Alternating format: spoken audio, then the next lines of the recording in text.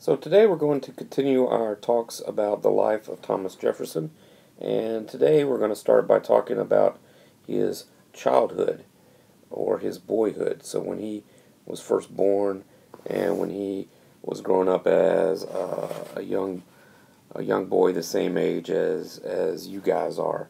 So we'll first start off by just saying here's our timeline over here on our left-hand side of Thomas Jefferson's life, and we're going to, as the talks go on, we're going to kind of fill some of this in. But he was born in 1743, so that kind of puts it about right here on the timeline as to when Thomas Jefferson was born. So to kind of put this in perspective, way down here during this time frame, 1776 through about 1790, was the Revolutionary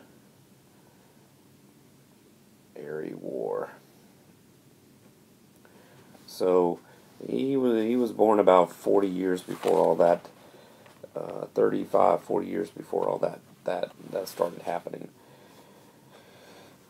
He was born here in this place right here in Virginia, about right here, on a kind of a big farm in Virginia. His father owned a lot of land, and they grew all kinds of crops that they would sell. And to kind of give it a perspective, this is where we live, right here in Tennessee, like right here in the middle of the state. Here's where Meemaw lives. But that's where Thomas Jefferson was born, right here in Virginia. And you can still, go visit his farm. And he later built his house there after he grew up and became an architect. So he was one of 8 children. He had 6 sisters. Can you imagine having 6 sisters, Aiden? That's a lot of girls. 2 of these sisters were older than him. He had one brother. He did have 2 brothers that died when they were babies. So there was actually 10 of them, but only 8 of them lived to be more than just a baby.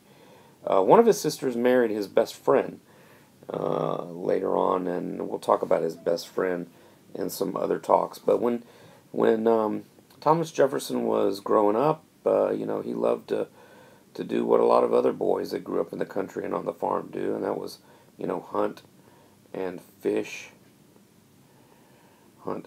and also ride horses and canoe on the little streams and rivers around where he grew up. So he loved to do these outdoor things, but as we talked about before, he also learned to play the violin, and he learned to really like music a lot. So he liked to do some indoor things too, like with music, but he also enjoyed doing some outdoor things too. And this will be kind of, something that he takes with him for the rest of his life. He had a wide variety of things he was interested in doing, so he just didn't like to do one kind of thing. He really enjoyed a lot of different things. So when he was 14 years old, so that would have been in about 1757, so that would have been about right here when he was 14. When he was 14 years old, his dad died, and that left Thomas Jefferson as the oldest son. He was 14, and so then he became head of the house. So he inherited all of what his dad owned, and that's kind of how they did that back in the old days. Usually, the oldest son inherited all of what the dad owned, and so with that, he inherited 2,500 acres of land And he also inherited um, about 20 slaves that worked the land and helped grow the crops.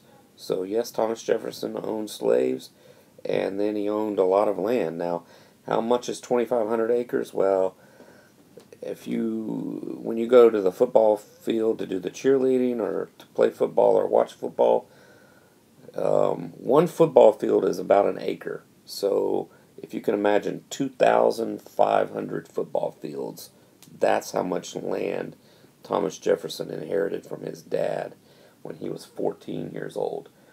Now, he had help from his family and running the farm and all of that, but so he, even though he was 14, but he took over as the head of the house at that point, and so you can see where um, this allowed him, as we'll see in subsequent talks, to get a good education and to do some traveling because he owned all of this land and he owned the slaves and he had money coming in from all of the farming that they did.